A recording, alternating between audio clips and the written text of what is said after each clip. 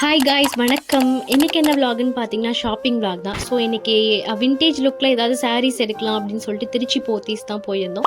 So first ஷாப்புக்குள்ளே என்ட்ரானோன்னு ஆர்கிடெக்சரை பார்த்து தான் மறந்துட்டேன்.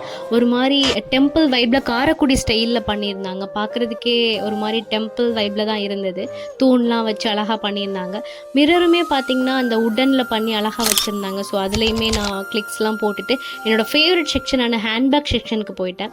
அங்கே அப்படி எதுவும் வேர்த்தா இல்லை காய்ஸ், எல்லாம் ஹை ரேட்டில் தான் இருந்துச்சு. பட் அப்படி எதுவும் டிசைன்ஸ் இல்லை. சரி வந்த வேலையை பார்க்கலாம் அப்படின்னு சொல்லிட்டு சாரீ செக்ஷனுக்கு போனேன்.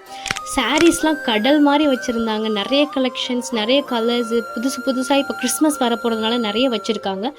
Girls once you check it out Trichy Pothys.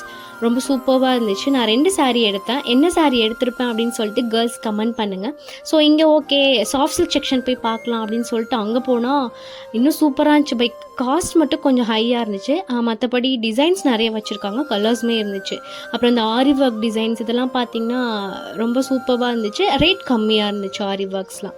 So நிறைய ஆஃபர்ஸும் போயிட்டு இருந்துச்சு. 3 சாரீஸ் எடுத்தால் 900 அந்த மாதிரி ஆஃபர்ஸும் இருந்துச்சு. ஸோ எடுக்கிறதா இருந்தால் இப்போவே சீக்கிரமாக போய் கலெக்ஷன்ஸ் முடிகிறதுக்குள்ளே எடுத்துக்கோங்க. அப்புறம் என்னோட மம்மியோட ஃபேவரட் செக்ஷனான இயரிங் செக்ஷனுக்கு வந்துட்டோம்.